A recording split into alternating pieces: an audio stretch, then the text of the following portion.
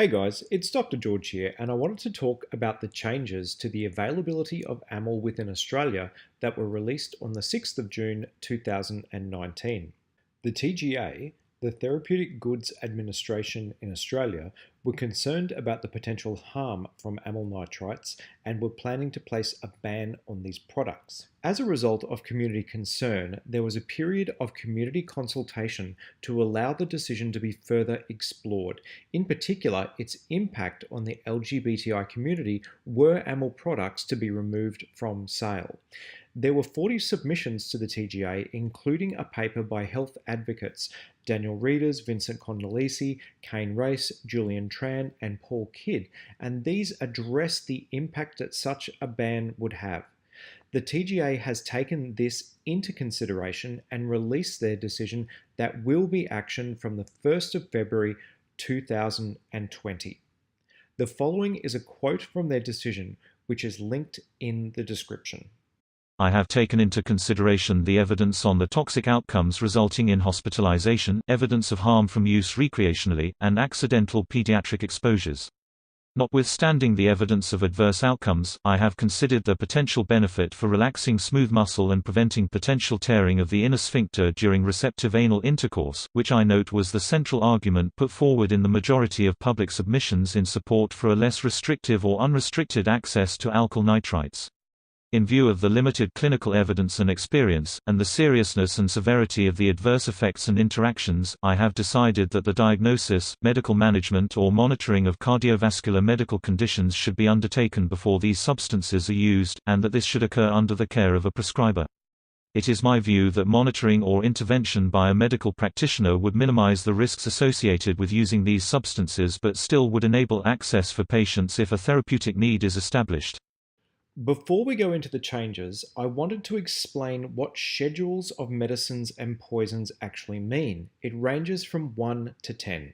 Schedule 1 is not used. Schedule 2 is a medicine only available in a pharmacy.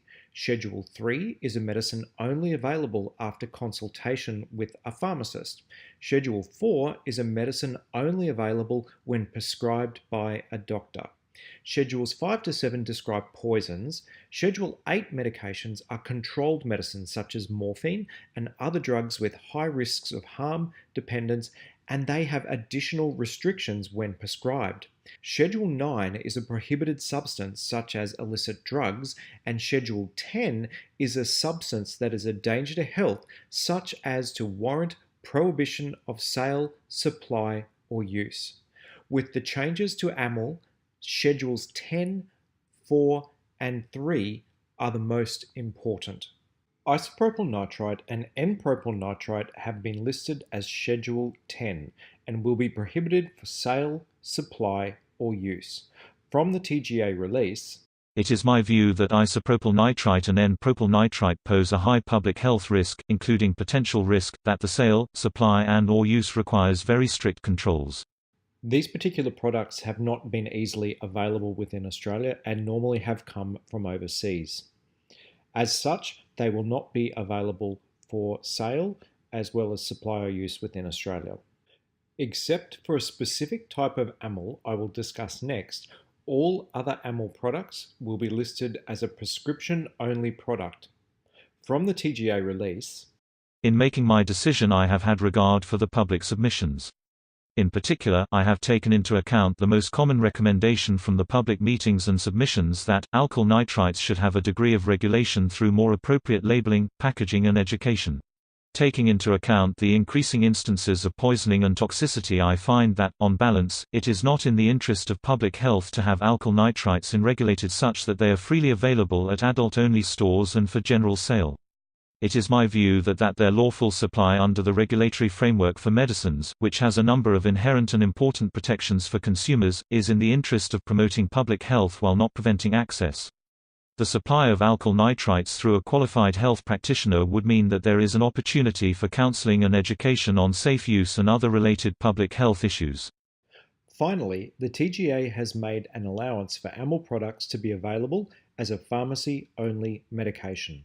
Of note, however, currently no such product is available on the market.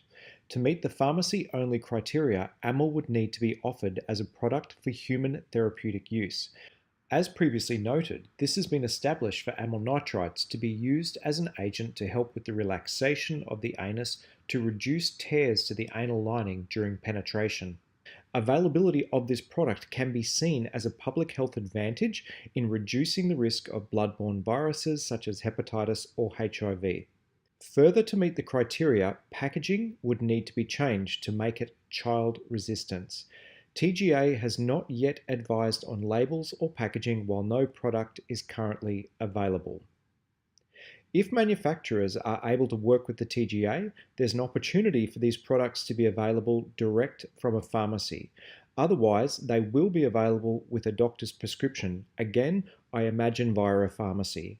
I have not seen any press releases from medical or pharmaceutical groups with how they would move forward with these changes. I will update as they become available. I hope this video has helped clarify what the new changes to the availability of amyl products will be from February 2020.